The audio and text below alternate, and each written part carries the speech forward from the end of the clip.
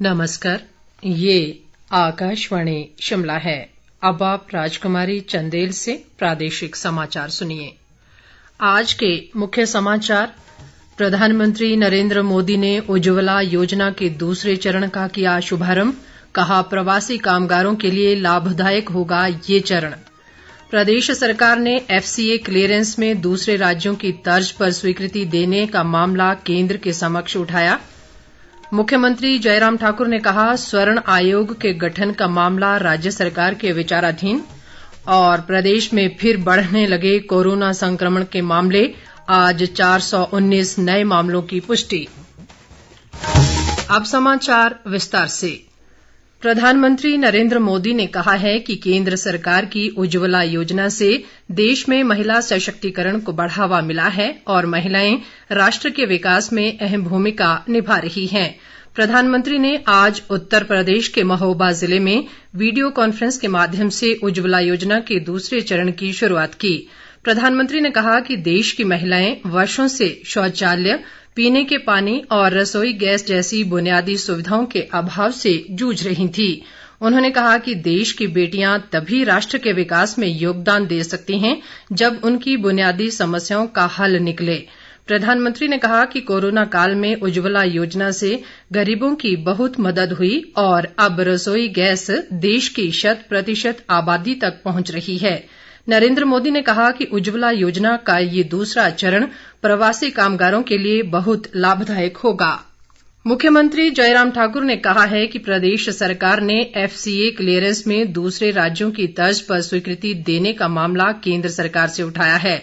उन्होंने कहा कि अभी हिमाचल के FCA के मामलों की स्वीकृति सुप्रीम कोर्ट से मिलती है और वहां से पिछले दिनों करीब 600 मामलों को स्वीकृति मिली थी।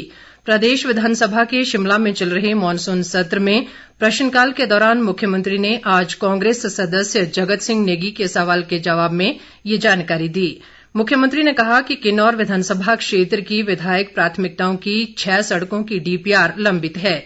उन्होंने कहा कि विकास के लिए फॉरेस्ट की क्लीयरेंस जरूरी है और बिना फॉरेस्ट क्लीयरेंस के काम शुरू नहीं कर सकते हैं। जयराम ठाकुर ने कहा कि इस मामले में प्रधानमंत्री और गृह मंत्री से भी बात की है। विधायक सुंदर ठाकुर के एक सवाल के जवाब में मुख्यमंत्री ने कहा कि नई राहें नई मंजिलें योजना नए पर्यटन स्थल विकसित करने की है, जहां अभी तक कोई आधारभूत ढांचा नहीं बना है।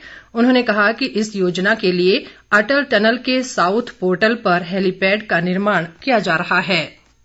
स्वास्थ्य मंत्री डॉक्टर राजीव सहजल ने कहा कि प्रदेश के सबसे बड़े अस्पताल IGMC के पास PET स्कैन मशीन स्थापित करने के लिए जमीन का चयन कर लिया गया है और फॉरेस्ट क्लीयरेंस मिलते ही इसको स्थापित करने का कार्य शुरू कर दिया जाएगा।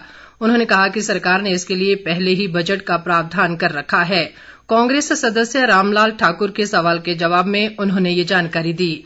स्वास्थ्य मंत्री ने कहा कि प्रदेश के 118 स्वास्थ्य संस्थानों में PPP मोड पर कृष्णा डायग्नोस्टिक द्वारा एक्सरे प्लांट स्थापित किए गए हैं और इसके लिए NHM द्वारा प्रति एक्सरे 127 रुपये शुल्क अदा किया जा रहा है। सहजल ने कहा कि जिन जिन स्थानों पर एक्सरे मशीनें बंद पड़ी हैं उन्हें ठीक करवाया जाएगा और यदि बदलने की आवश्यकता होगी तो उन्हें बदला भी जाएगा। कांग्रेस के जगत सिंह नेगी ने भी PET स्कैन को लेकर अनुपूरक सवाल किया। विधायक जीतराम कटवाल के सवाल पर सहकारिता व शहरी विकास मंत्री सुरेश भारद्वाज ने कहा कि तलाई ग्राम सहकारी समिति में सामने आई अनियमितता में KCC बैंक की भूमिका की जांच की जाएगी। उन्होंने कहा कि भविष्य में इस तरह की अनियमितता को रोकने के लिए सरकार ने अधिनियम में कई बदलाव किए हैं, जिसके तहत अब समितियों के सदस्य ही राशि को जमा करवा पाएंगे तथा गैर सदस्यों को राशि जमा करवाने की अनुमति नहीं होगी। सुरेश भारद्वाज ने कहा कि संशोधित अधिनियम के अनुसार अब सहकारी समिति को 6 माह के भीतर ऑडिट करवाना अनिवार्य होगा।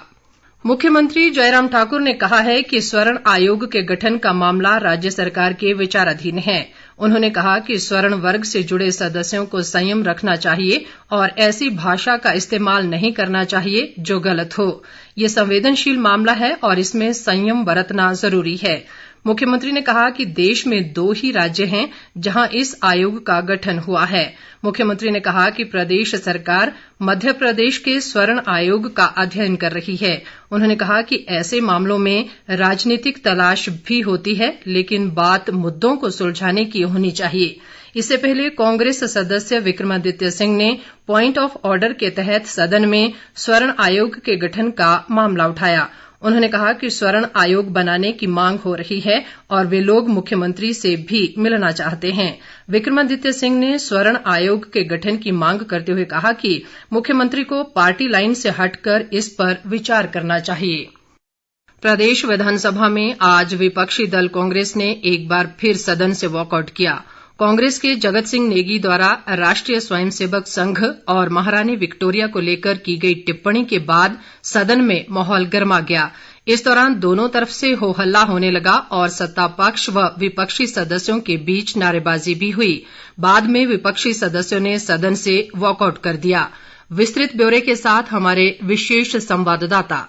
प्रदेश विधानसभा के शिमला में चल रहे मानसून सत्र के दौरान आज विपक्षी दल कांग्रेस ने एक बार फिर सदन से वॉकआउट किया। प्रदेश की महिलाओं, वृद्धों, दिव्यांगों व समाज के दूसरे कमजोर वर्गों के लिए चलाई जा रही कल्याणकारी योजनाओं को लेकर चर्चा के दौरान सदन का माहौल गर्मा गया। कांग्रेस सदस्य जगत सिंह नेगी द्वारा राष्ट्रीय स्वयंसेवक संघ और महारानी विक्टोरिया को लेकर की गई टिप्पणी पर सत्ता पक्ष और विपक्षी सदस्यों के बीच तीखी नोकझोंक व नारेबाजी हुई और विपक्षी सदस्यों ने सदन से वॉकआउट कर दिया। मुख्यमंत्री जयराम ठाकुर ने सदन के भीतर विपक्ष के रवैये की कड़ी निंदा की और कहा कि ये लोकतांत्रिक व्यवस्था का अपमान है। उन्होंने कहा कि कांग्रेस के हालात ऐसे हो गए हैं कि वह कंफ्यूजन की स्थिति में है और उन्हें ये भी पता नहीं रहता कि कब, क्या और कितना बोलना चाहिए। मुख्यमंत्री ने कहा कि सदस्य ने राष्ट्रीय स्वयंसेवक संघ को लेकर जो टिप्पणी की है वह कार्यवाही का हिस्सा नहीं होना चाहिए। जयराम ठाकुर ने ये भी कहा कि कांग्रेस के शीर्ष नेतृत्व ने भी संघ का सम्मान किया है। उन्होंने विपक्ष के बार बार वॉकआउट पर भी आपत्ति जताई और कहा कि ये लोकतांत्रिक व्यवस्था के लिए सही नहीं है। वहीं संसदीय कार्य मंत्री सुरेश भारद्वाज ने विपक्ष के व्यवहार की निंदा करते हुए कहा कि मूल विषय से हटकर जो भी बातें कही गई हैं उसे रिकॉर्ड से निकाल दिया जाए। इस पर अध्यक्ष विपिन सिंह परमार ने कहा कि विषय से बाहर कही गई बातें रिकॉर्ड का हिस्सा नहीं हो सकती और उन्हें रिकॉर्ड से निकाला जाता है। अध्यक्ष ने कहा कि राष्ट्रीय स्वयंसेवक संघ पर टिप्पणी करना गलत है। उन्होंने कहा कि सदस्य ने जनसंघ और राष्ट्रीय स्वयंसेवक संघ